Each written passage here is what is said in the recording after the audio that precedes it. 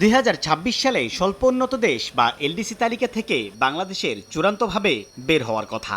এই উত্তরণের ফলে আন্তর্জাতিক বাণিজ্য সুবিধা, সহজ শর্তে ঋণ প্রাপ্তি, কমাসহ আরও কিছু সুযোগ হারাবে বাংলাদেশ। সোমবার সকালে নারায়ণগঞ্জে কয়েকটি পরিবেশ বান্ধব গ্রিন কারখানা পরিদর্শনে আসেন ইইউ রাষ্ট্রদূত। পরিদর্শন শেষে বিকেএমইএ সভাপতি বলেন, অর্থনৈতিক দুরদশা ও রাজনৈতিক বাস্তবতা বিবেচনায় নিয়ে এলডিসি থেকে উত্তরণে আরও 5 বছর সময় নিতে হবে। আমরা এই মুহূর্তে পজিশনে নেই যে আমরা 26 সালে গ্রাজুয়েশনে যাব, এটাও তাকে ইনফর্ম করা হয়েছে।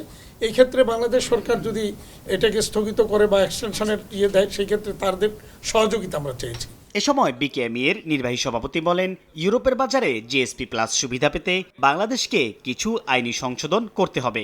আর্টিকেল 29, যেটার কারণে আমাদের বাংলাদেশের গার্মেন্টস এবং অ্যাপারেল সেক্টরটা আসলে আমাদের জিএসপি প্লাসের আওতাভুক্ত হতে পারবে না, এটা আওতার বাইরে থাকবে যদি তারা কারেকশন না করে। ইইউ রাষ্ট্রদূত মাইকেল মিলার স্বচ্ছতার ভিত্তিতে দ্রুত শ্রম আইন সংশোধনের পরামর্শ দেন।